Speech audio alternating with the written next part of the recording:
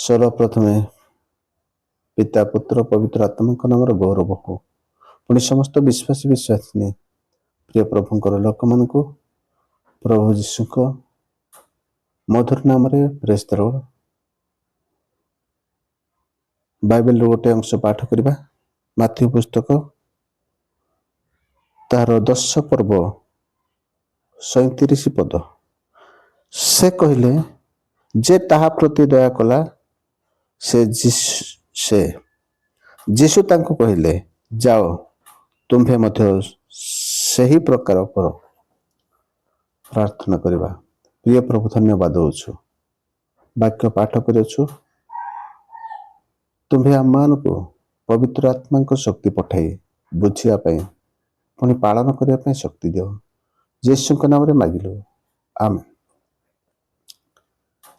प्रिय प्रभुंकर लोक माने एठारे आमे जानी अच्छु समीरणीय विषय लिखा जाए से समीरणीय लोक को उत्तम समीरणीय बोली कहा जाए। एठा देखछु जे यीशु ख्रीष्ट दृष्टांत माध्यम रे कथा कहउछंती।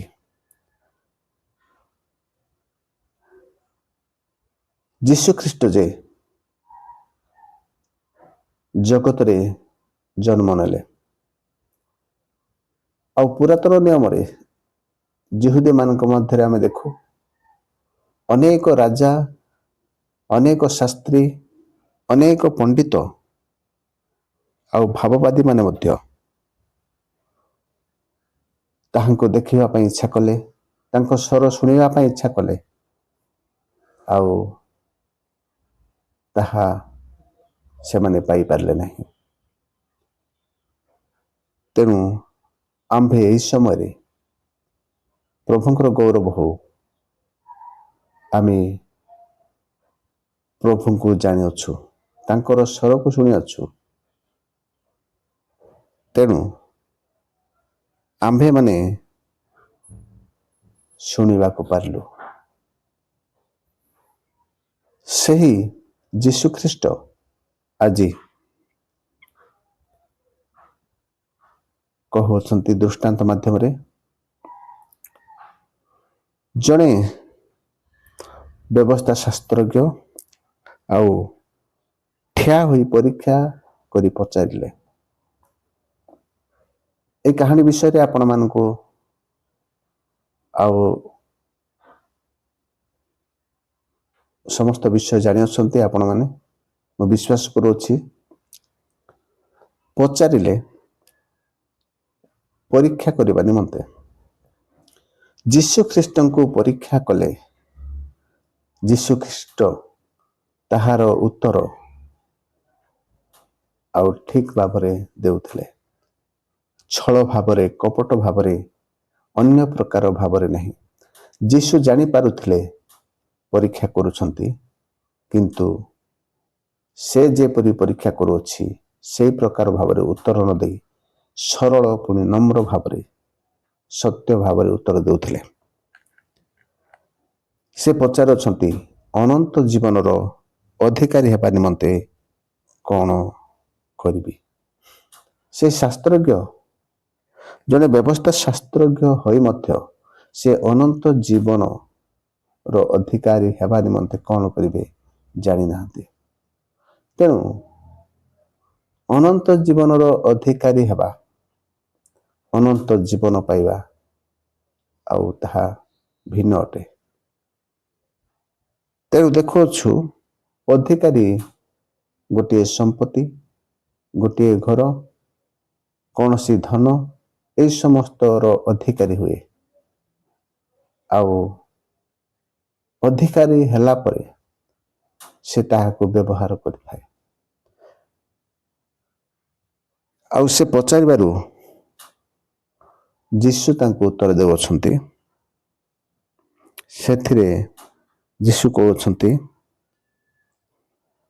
व्यवस्था रे कौन लेखा अछि आउ तुमे कि प्रकार पाठ करूअछ। तेणु आमे व्यवस्था आमे जानी अच्छु ईश्वर वाक्य आज्ञा ବିଧି ସବୁ ଜାଣିଅଛୁ, ତାଙ୍କ ଶାସନ। ପ୍ରଭୁ ଆମମାନଙ୍କୁ ବିଧି ଦେଇଅଛନ୍ତି, ଆଜ୍ଞା ଦେଇଅଛନ୍ତି, ପୁଣି ଶାସନ ମଧ୍ୟ କରନ୍ତି। এই ସମସ୍ତ ଜାଣିଅଛୁ। ଚର୍ଚ୍ଚ ମଧ୍ୟରେ ଆମେ ଯେତେବେଳେ ଆଉ ଉପାସନା କରିବା ନିମନ୍ତେ, ବାକ୍ୟ ଶୁଣିବା ନିମନ୍ତେ ବସିଥାଉ, ତେବେ ଶାସ୍ତ୍ର ପାଠ ହୁଏ, ପ୍ରଚାର ହୁଏ, ତେବେ ଆମେ କି ପ୍ରକାର ତାହା ଶୁଣୁଅଛୁ ଏବଂ ବୁଝୁଅଛୁ।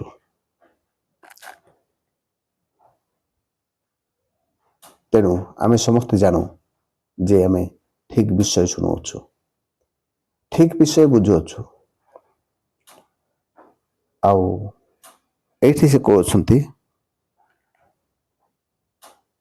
ସେ ଉତ୍ତର ଦେଲେ, ତୁମ୍ଭେ ଆପଣା ସମସ୍ତ ଅନ୍ତଃକରଣ, ସମସ୍ତ ପ୍ରାଣ, ସମସ୍ତ ଶକ୍ତି ଓ ସମସ୍ତ ମନ ଦେଇ ପ୍ରଭୁ ଆପଣା ଈଶ୍ୱରଙ୍କୁ ପ୍ରେମ କର, ପୁଣି ଆପଣା ପ୍ରତିବାସୀଙ୍କୁ ଆତ୍ମତୁଲ୍ୟ ପ୍ରେମ କର।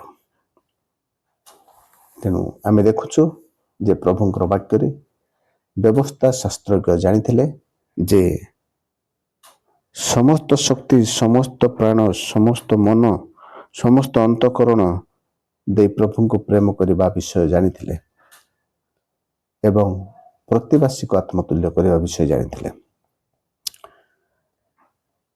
ଏହି ସମସ୍ତ ବିଷୟ ଶାସ୍ତ୍ରରେ ଲେଖା ଅଛି। ତେବେ এই ଦୁଇଟି ବାକ୍ୟ ଉପରେ ବା ଦୁଇଟି ଆଜ୍ଞା ଉପରେ ଏହି ଶାସ୍ତ୍ର ଆଧାରିତ ଅଟେ। ଆଉ ଯୀଶୁ ସେ ସମୟରେ କହୁଛନ୍ତି, ଏହା କର, ତାହା ହେଲେ ତୁମେ ଜୀବନ ପାଇବ। ଏଠି କହିନାହାନ୍ତି ଅନନ୍ତ ଜୀବନର ଅଧିକାରୀ ହବ ବୋଲି କହିନାହାନ୍ତି, ଜୀବନ ପାଇବ। ସେ ଶାସ୍ତ୍ରଜ୍ଞ ଅନନ୍ତ ଜୀବନର ଅଧିକାରୀ ହେବା ପାଇଁ ଇଚ୍ଛା କରୁଥିଲେ। ଆଉ এই ସମସ୍ତ ବିଷୟ ସେ ବୁଝୁଥିଲେ, ଜାଣୁଥିଲେ, ତଥାପି ସେ ପରୀକ୍ଷା କରୁଅଛନ୍ତି। ଆଉ ସେ ଆପଣାକୁ ଧାର୍ମିକ ବୋଲି ଦେଖାଇବା ନିମନ୍ତେ ଯୀଶୁଙ୍କୁ ପଚାରୁଅଛନ୍ତି, ତେବେ ମୋହର ପ୍ରତିବାସୀ କିଏ? ଆପଣ ଏବଂ ମୁଁ ଆଜି ଆମ୍ଭମାନଙ୍କର ଧାର୍ମିକତା ଦେଖାଇବା ପାଇଁ ଚେଷ୍ଟା କରୁଅଛୁ କି? ଅନେକ ସମୟରେ ଆମେ ଆମ୍ଭମାନଙ୍କର ଗୁଣ କୀର୍ତ୍ତନ ନିଜେ କରିଥାଉ, କିନ୍ତୁ ବାକ୍ୟରେ ଲେଖାଯାଏ ତୁମ୍ଭମାନଙ୍କର ଗୁଣ, ବ୍ୟବହାର, ଆଜ୍ଞା ପାଳନ ସମସ୍ତ ବିଷୟ ଦେଖି ଲୋକେ ପ୍ରଭୁଙ୍କର ଗୌରବ କରିବେ। ଆମେ ନିଜେ ନିଜର ଗୁଣ କୀର୍ତ୍ତନ କରି ଗୌରବ ପାଇବା ପାଇଁ ଇଚ୍ଛା କରୁ। ତେଣୁ ଆସନ୍ତୁ ଏହି ସମୟରେ ଆଉ ସେ କାହାଣୀ କହିଲେ, ଗୋଟେ ଦୃଷ୍ଟାନ୍ତ କହିଲେ, ଆଉ ମୋହର ପ୍ରତିବାସୀ କିଏ? ତେବେ ଆପଣଙ୍କର ପ୍ରତିବାସୀ କିଏ? ତେବେ ଆଜି ଗୋଟିଏ କଥା ଚିନ୍ତା କରିବା, ଉତ୍ତମ ସମୀରଣୀୟ ଆଉ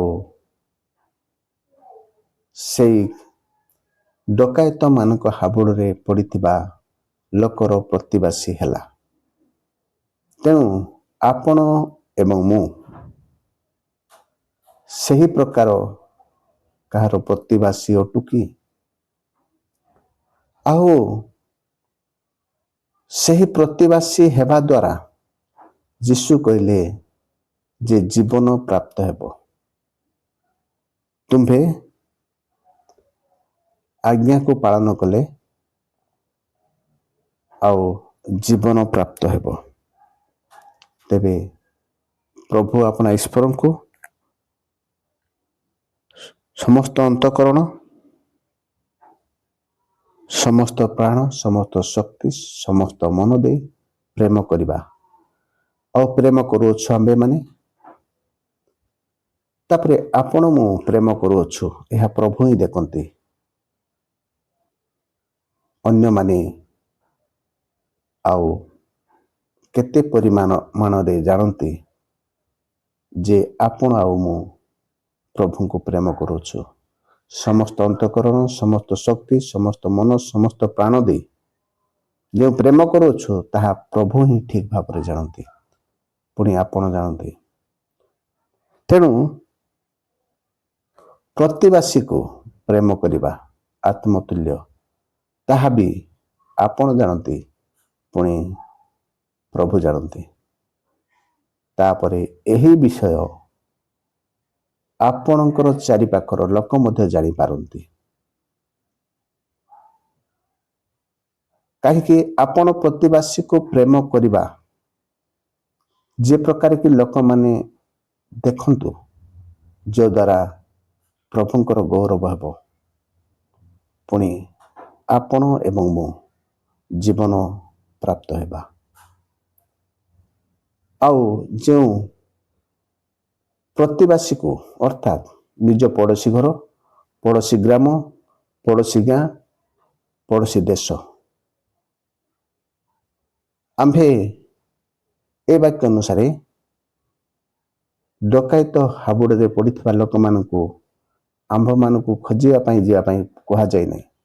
ଆପଣଙ୍କର ସମ୍ମୁଖରେ ଯେଉଁ ଲୋକ ଅଛନ୍ତି, ଦୁଃଖରେ, ନିରାଶରେ, ଅଭାବରେ, ରୁଗ୍ନ ଅବସ୍ଥାରେ, ଆଉ ଯଦି ଆପଣ ତାହାଙ୍କର ସାହାଯ୍ୟ କଲେ, ତେବେ ଆପଣ ପ୍ରତିବାସୀ ହୋଇପାରିଲେ।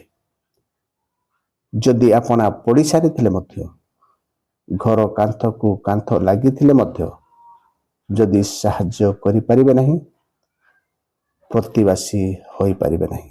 ମୁଁ ମଧ୍ୟ ଆପଣ ଆଜି ଯଦି ସାହାଯ୍ୟ କରିବା ନାହିଁ, ଆମେ ପ୍ରତିବାସୀ।